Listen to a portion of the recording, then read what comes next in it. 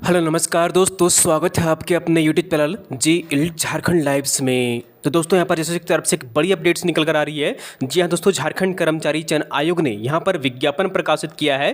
फिर से जो यहाँ पर विज्ञापन जो है वो जारी किया गया है। इससे पूर्व भी ये विज्ञापन जारी हुआ था, लेकिन इसे वापस ले लिया गया था और फिर से यहाँ पर रिवाइज्ड जो वैकेंसी है, यहाँ पर विज्ञापन है वो जारी कर दिया गया है। और ये विज्ञापन जो जारी हुई है वो झारखंड औद्योगिक प्रशिक्षण अधिकारी प्रतियोगिता परीक्षा 2022 के लिए जारी हुई है। तो हम लोग यहाँ पर इस वीडियो में पूरी डिटेल्स में देखने वाले हैं कि आखिर कुल पदों की संख्या कितनी है, कौन कौन से पद के लिए आवेदन मंगाए गए हैं, कितनी यहाँ पर जो है वो कुल सीटों की संख्या है पदवार, और साथ ही हम लोग यहाँ पर देखेंगे कि शैक्षणिक योग्यता क्या मांगी गई है, कब से आवेदन कर सकेंगे। सारी चीज़ों को हम लोग यहाँ पर डिटेल्स में समझेंगे, जानेंगे। तो दोस्तों अगर आप जी इल झारखंड लाइव चैनल में अगर नए हैं तो सबसे पहले चैनल को जरूर सब्सक्राइब कर लीजिए और साथ ही जो बेल आइकन बना हुआ है उसको प्रेस कर लीजिए, ताकि अगर जो भी अपडेट्स अगर वीडियो आएगी नोटिफिकेशन सबसे पहले आपको यहाँ पर मिल जाया करेगी। तो दोस्तों चैनल को जरूर सब्सक्राइब कर लीजिए। तो चलिए हम लोग यहाँ पर इस विज्ञापन को पूरे डिटेल्स में देखते हैं कि आखिर यहाँ पर क्या क्या क्राइटेरिया रखा गया है, क्या विज्ञापन का नाम है यहाँ पर, और क्या यहाँ पर जो है वो सारी इस विज्ञापन में दी गई है।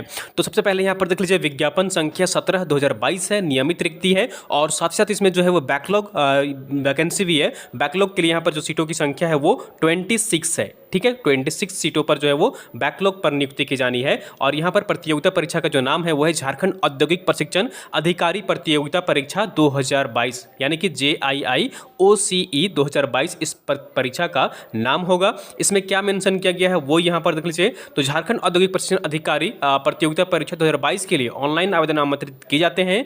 उम्मीदवार विवरणिका की विभिन्न कंडिकाओं में भी शैक्षणिक योग्यता तथा निर्धारित आयु सीमा के अंतर्गत आवेदन दे सकते हैं। ऑनलाइन आवेदन की वेबसाइट यहाँ पर ऑफिशियल वेबसाइट पर आप लॉगिन करके जमा कर सकते हैं। यहाँ पर ऑनलाइन जो पेमेंट करना है, आपको फी पेमेंट करना है, वो जनरल और ओबीसी के अभ्यर्थियों को यहाँ पर 100 रुपये यहाँ पर भुगतान करना होगा, पेमेंट करना होगा। परीक्षा शुल्क में यहाँ पर छूट दी जा रही है जो अनुसूचित जनजाति और अनुसूचित जाति के अभ्यर्थी हैं, और साथ ही साथ जो यहाँ पर दिव्यांग है उनको यहाँ पर कोई भी फीस जो है वो नहीं देना होगा, यानी कि जो SC ST के अभ्यर्थी हैं उनको 50 रुपये का यहाँ पर भुगतान करना होगा। ठीक है, और उसके बाद यहाँ पर देख लीजिए, पूर्व निर्गत विज्ञापन संख्या 3/2022 एवं 4/2022 से संबंधित झारखंड औद्योगिक प्रशिक्षण अधिकारी प्रतियोगिता परीक्षा 2022 में आवेदन के साथ शुल्क जमा करने वाले वैसे आवेदक जो इस विज्ञापन की शर्तों तथा शैक्षणिक योग्यता निर्धारित आयु सीमा तथा अन्य अर्हताओं के अंतर्गत आवेदन देने के पात्र होंगे, वैसे आवेदकों को पुनः आवेदन देना होगा। इसके लिए उन्हें पुनः परीक्षा शुल्क नहीं देना होगा, परंतु उन्हें नए आवेदन पत्र में पूर्व समर्पित आवेदन का निबंधन संख्या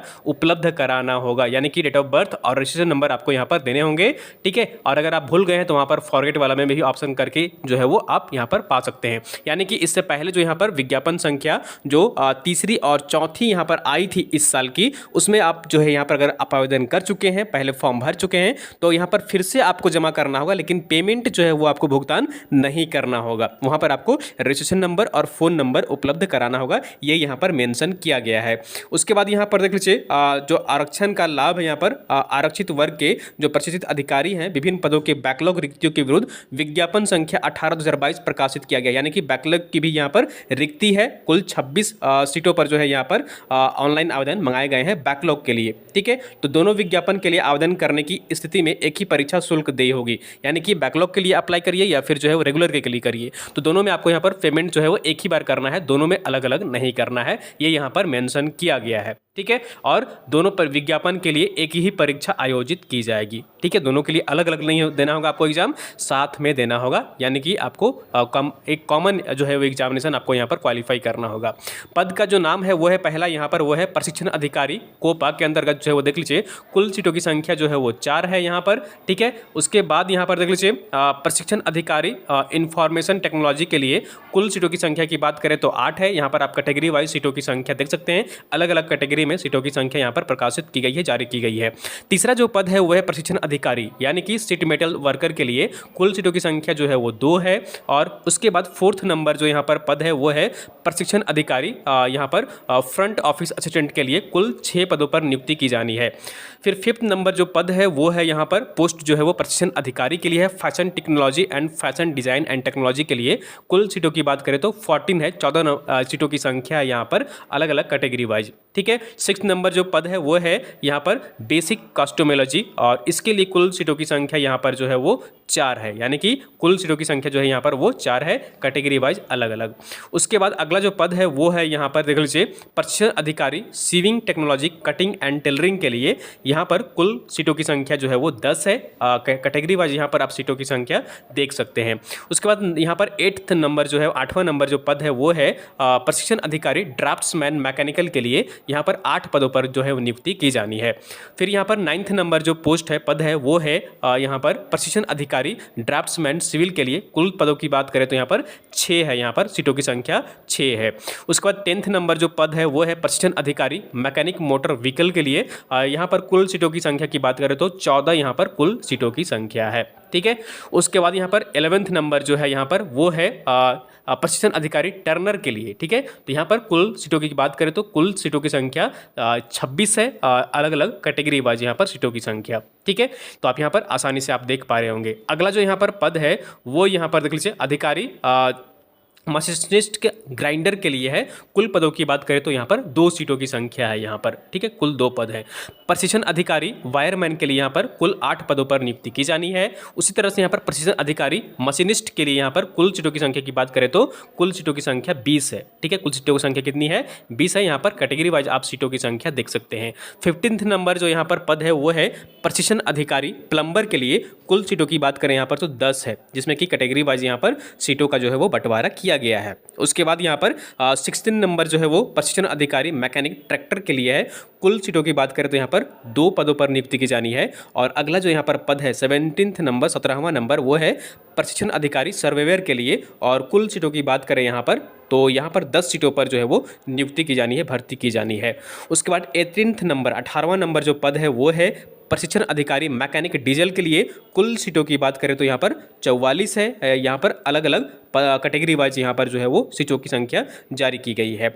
उसी तरह से यहाँ पर 19th नंबर है प्रशिक्षण अधिकारी वेल्डर के लिए। सभी के लिए क्वालिफिकेशन जो है वो अलग अलग रखा गया है, ठीक है। मैं वो भी यहाँ पर आपको आगे वीडियो में बताने वाला हूँ। तो यहाँ पर देख लीजिए योग जो है वो कितनी है, सीटों की संख्या कितनी है, तो यहाँ पर वो 60 है प्रशिक्षण अधिकारी वेल्डर के लिए। कुल पदों की संख्या जो है वो कितनी है, 60 है। यहाँ पर प्रशिक्षण अधिकारी मैकेनिक जनरल इलेक्ट्रॉनिक्स के लिए, इलेक्ट्रॉनिक्स मैकेनिक के लिए कुल सीटों की संख्या की बात करें तो यहाँ पर 34 है, ठीक है। अलग अलग कैटेगरी वाइज यहाँ पर सीटों की संख्या है। प्रशिक्षण अधिकारी फिटर के लिए यहाँ पर 122 पदों पर जो है वो नियुक्ति की जानी है, ठीक है। कुल सीटों की संख्या कितनी है, 122 है फिटर के लिए। उसके बाद प्रशिक्षण अधिकारी विद्युत के लिए, इलेक्ट्रिक के लिए यहाँ पर जो है वो देख लीजिए कुल सीटों की संख्या की बात करें तो 133 है, ठीक है। कितनी है, 133 यहाँ पर सीटों की संख्या है। उस तरह से यहाँ पर जो है वो प्रशिक्षण अधिकारी गणित के लिए, मैथमेटिक्स के लिए यहाँ पर 74 पदों पर जो है वो नियुक्ति की जानी है। प्रशिक्षण अधिकारी ड्राइंग के लिए यहाँ पर कुल सीटों की संख्या की बात करें तो 78 है, यानी कि 78 पदों पर जो है वो नियुक्ति की जानी है। उस तरह से 25th नंबर यहाँ पर है कारपेंटर के लिए है। और यहाँ पर कुल सीटों की संख्या की बात करें तो 2 है। और यहाँ पर जो है वो प्रशिक्षण अधिकारी मोल्डर फाउंड्री मैन के लिए जो है वो कितनी है, यहाँ पर कुल सीटों की संख्या की बात करें तो 8 है। तो इस तरह से सभी सीटों को यहाँ पर जोड़ दीजिएगा तो यहाँ पर 711 यहाँ पर जो है वो सीट है ओवरऑल, यानी कि पूरा विज्ञापन जो जारी किया गया है वो रेगुलर वैकेंसी के लिए 711 पदों पर नियुक्ति के लिए विज्ञापन जारी हुआ है। और बैकलॉग में यहाँ पर 26 सीट है। तो दोनों को अगर यहाँ पर जोड़ देते हैं तो आपको ये 737 पदों पर जो है वो नियुक्ति की जानी है यहाँ पर कुल, ठीक है। इसके लिए यहाँ पर विज्ञापन जो है वो जैसे तरफ से जारी कर दी गई है, ठीक है। तो ये बड़ी अपडेट्स यहाँ पर निकल कर आ रही है। और यहाँ पर क्या क्या विवरण दिया गया है, इसमें क्या क्वालिफिकेशन मांगा गया है, चलिए हम लोग यहाँ पर वो भी देख लेते हैं। तो यहाँ पर पहला जो पद है वो है प्रशिक्षण अधिकारी कोपा के लिए। वेतनमान जो दे यहाँ पर होगा वो 35,400 से लेकर 1,12,400 रुपये यहाँ पर आपको सैलरी दिया जाएगा। यहाँ पर क्वालिफिकेशन की बात करें, सबसे जो महत्वपूर्ण बात है यहाँ पर है वो है एजुकेशनल क्वालिफिकेशन। तो वो यहाँ पर क्या रहने वाला है, वो यहाँ पर देख लीजिए। तो कोपा व्यवसाय में NTC या फिर NSC उत्तीर्ण एवं केंद्रीय राज्य सरकार द्वारा मान्यता संबंधन प्राप्त संस्थान से या क्रम से प्रतिष्ठान से संबंधित क्षेत्र विषय में 3 वर्षीय का यहाँ पर अनुभव होना चाहिए, या फिर AICTE UGC मान्यता प्राप्त विश्वविद्यालय से कंप्यूटर साइंस या फिर IT में डिग्री होना चाहिए, या फिर जो है वो वोकेशनल में उत्तीर्ण यहाँ पर केंद्रीय या फिर राज्य सरकार द्वारा मान्यता प्राप्त संस्थान से यहाँ पर जो है वो विषय में 1 वर्ष का यहाँ पर अनुभव होना चाहिए, क्वालिफाई भी होना चाहिए। साथ ही साथ यहाँ पर 1 वर्ष का कार्य अनुभव भी मांगा गया है। और या फिर जो है यहाँ पर देख लीजिए इनमें से कोई भी एक यहाँ पर जो है वो आपका लागू होगा। ठीक है, ये यहाँ पर क्वालिफिकेशन जो है वो बताया गया है। इसी तरह से यहाँ पर जो है वो देख लीजिए अलग अलग यहाँ पर जो पद हैं उसके लिए अलग अलग यहाँ पर जो है वो क्वालिफिकेशन मांगी गई है। ठीक है, तो ये यहाँ पर आप विज्ञापन को पूरे डिटेल्स में देखिएगा, क्योंकि एक लंबा यहाँ पर फेहरिस्त है जिसमें कि अलग अलग क्वालिफिकेशन मांगा गया है। ठीक है, और ये बहुत ही काफ़ी लंबी वीडियो हो जाएगी यहाँ पर अगर मैं सारे डिटेल्स में यहाँ पर बताने लगूँ कि क्वालिफिकेशन यहाँ पर क्या क्या रखा गया है। तो जिस भी ट्रेड में आप जो है वो ITI किए हुए हैं, यहाँ पर जो है वो टेक्निकल एजुकेशन आपका जिस भी क्षेत्र में है उस ब्रांच से संबंधित यहाँ पर देख लीजिए आखिर उसमें क्या क्वालिफिकेशन मांगा गया है और उस पद के अनुरूप जो है वो यहाँ पर योग्यता देखिए और क्या आपका मैच कर रहा है या नहीं कर रहा है, वो चीज़ें देखकर यहाँ पर आप जो है वो इसमें क्वालिफिकेशन देख सकते हैं। तो जिस भी ब्रांच से आप यहाँ पर किए हुए हैं, फिटर हैं, वेल्डर हैं, मैकेनिक हैं, या फिर जो है वो मैथमेटिशियन है, ड्राइंग है, जो भी आपका रहा है, तो वो यहाँ पर देख लीजिए उसमें क्या क्वालिफिकेशन मांगा गया है, क्या आपकी फुलफिल हो रही है या नहीं हो रही है, उसके अकॉर्डिंग आप यहाँ पर फॉर्म जो है वो भर सकते हैं। ठीक है, तो चलिए अगला यहाँ पर बात जो मुख्य बात है वो हम लोग यहाँ पर देख लेते हैं। तो शैक्षणिक योग्यता देखने के बाद आपको यहाँ पर जो महत्वपूर्ण यहाँ पर बातें कही गई हैं कि जो आपकी कंडिका 6 में, ठीक है, जो निर्धारित है कि मैट्रिक यानी कि 10वीं और 12वीं जो है वो झारखंड अवस्थित जो विद्यालय संस्थान है वहाँ से आपको यहाँ पर जो है वो क्वालिफाई होना जरूरी है। ठीक है, तो ये यहाँ पर मेंशन किया गया है और साथ ही साथ यहाँ पर स्थानीय रीति रिवाज, भाषा एवं परिवेश का ज्ञान होना भी अनिवार्य किया गया है। तो जैसा कि आप सबको पता है कि हर विज्ञापन में 10वीं और 12वीं वाली यहाँ पर ऐड की जा रही है, तो वो यहाँ पर जो है वो ऐड की गई है। शैक्षणिक योग्यता की बात करें यहाँ पर तो जो है यहाँ पर देख लीजिए शैक्षणिक योग्यता के निर्धारण के लिए ऑनलाइन आवेदन देने की अंतिम तिथि को आधार तिथि मानना है यहाँ पर, और यदि कोई अभ्यर्थी इस तिथि तक निर्धारित शैक्षणिक योग्यता धारित नहीं करते हैं तो वे आवेदन भरने के लिए अयोग्य समझे जाएंगे, यानी कि जो अपियरिंग है तो वो यहाँ पर फॉर्म जो है वो नहीं भर पाएंगे, यानी कि जो क्वालिफाई कर चुके हैं वही यहाँ पर फॉर्म भर सकेंगे। ठीक है, तो ये आरक्षण का यहाँ पर प्रावधान किया गया है। ठीक है, और ये जो है यहाँ पर न्यूनतम उम्र सीमा और अधिकतम उम्र सीमा की जो यहाँ पर उम्र सीमा की डेट कट ऑफ यहाँ पर रखी गई है वो देख लीजिए। तो न्यूनतम 1/8/2022 रखा गया है, अधिकतम के लिए भी 1/8/2022 रखा गया है। तो न्यूनतम जो है वो इस तारीख को आपकी 21 वर्ष यहाँ पर उम्र होनी चाहिए। अधिकतम की बात करें तो जनरल के लिए जो यहाँ पर अधिकतम उम्र सीमा है वो 35 वर्ष है, OBC 1 और OBC 2 के लिए 37 वर्ष है, SC ST या फिर कहिए महिलाएं किस भी कैटेगरी से हो, महिलाओं के लिए यहाँ पर जो रखा गया है वो 38 ईयर्स रखा गया है। और अगर यहाँ पर पुरुष और महिला जो अनुसूचित जाति या फिर अनुसूचित जनजाति से आते हैं तो उनके लिए अधिकतम वर्ष जो रखी गई है उम्र सीमा की वो 40 वर्ष रखी गई है। तो ये यहाँ पर उम्र सीमा का कट ऑफ डेट रखा गया है 1/8/2022। ठीक है, तो ये आपको ध्यान रखना है। अगर आप यहाँ पर फुलफिल कर रहे हैं तो यहाँ पर आप जो है वो फॉर्म भर सकते हैं। ठीक है, और उसके बाद यहाँ पर अगर आप आरक्षण का लाभ लेना चाहते हैं तो स्थानीय और जाति प्रमाण पत्र आपको यहाँ पर बनाना होगा। ठीक है, अनुमंडल से यहाँ पर, और जो है वो जाति प्रमाण पत्र आपका यहाँ पर बना होना चाहिए 25/2/2019 अथवा उसके पश्चात अंचलाधिकारी से जो है वो स्तर से निर्गत होना चाहिए आपका। ठीक है, तो ये सब आपको जो है वो बनवाना है, पेपर यहाँ पर डॉक्यूमेंट्स करना है, भरना है, और साथ ही साथ यहाँ पर जो है और क्या मेंशन किया गया है वो भी चलिए हम लोग यहाँ पर देख लेते हैं। तो ऑनलाइन आवेदन यहाँ पर जो आपको अपलोड करना है, फोटो सिग्नेचर या फिर डॉक्यूमेंट्स वगैरह जो भी सब आपको यहाँ पर इंस्ट्रक्शन जो है वो दिया गया है। ठीक है, और स्पेलिंग वगैरह सब जो है वो आप सही से करेक्ट भरिएगा, फॉर्म में कोई मिस्टेक नहीं करिएगा। हालांकि एडिट करने का ऑप्शन तो आपको मिलेगा, लेकिन कोशिश करिएगा कि कम से कम जो है वो आपका फॉर्म में एरर रहे। ये फॉर्म जो है वो कब से भरी जाएगी वो यहाँ पर देख लीजिए। तो ऑनलाइन आवेदन जो यहाँ पर शुरू हो रहा है, रजिस्ट्रेशन जो शुरू हो रहा है वो 18/10/2022 से लेकर 11 बजे पूर्वाह्न से, यानी कि सुबह का जो 11 बजे होता है उस समय से लेकर 17/11/2022 की मध्य रात्रि तक यहाँ पर आप फॉर्म भर सकते हैं। तो 18 अक्टूबर से शुरू हो रहा है और 17 नवंबर तक आप यहाँ पर फॉर्म भर सकते हैं। परीक्षा शुल्क यानी पेमेंट जो आप कर सकते हैं वो 19 नवंबर की मध्य रात्रि तक यहाँ पर आप पेमेंट कर सकते हैं। फोटो सिग्नेचर अपलोड करने की अंतिम तिथि जो रहेगी वो 21/11/2022 की मध्य रात्रि तक यहाँ पर आप जो है वो अपलोड कर सकते हैं फोटो और सिग्नेचर। और कुछ भी अगर त्रुटि हो गई है, मिस्टेक हो गई है, गलती हो गई है तो 22/11/2022 से लेकर जो है वो 24/11/2022 के मध्य रात्रि तक यहाँ पर आप फॉर्म को एडिट कर सकते हैं। कुछ भी करेक्शन करना हो तो कर सकते हैं। तो फॉर्म यहाँ पर फिलअप करने के बाद आपको यहाँ पर जो है वो पेमेंट करना है, और पेमेंट जो करना है वो आपको यहाँ पर ऑफिशियल वेबसाइट पर ऑनलाइन माध्यम से करना है। पदों का विकल्प जो है वो आपको यहाँ पर परीक्षा का जो स्वरूप रहेगा वो भी हम लोग यहाँ पर देखेंगे। पदों का विकल्प जो है वो विभिन्न शैक्षणिक योग्यताधारी आवेदकों को अपनी शैक्षणिक योग्यता के अनुसार उपलब्ध पदों के लिए अधिमानता क्रम में विकल्प देना अनिवार्य होगा, यानी कि चूज करना होगा कि आप किस पोस्ट के लिए जो है वो अप्लाई कर रहे हैं। ठीक है, प्रेफरेंस आपको यहाँ पर चूज करना होगा।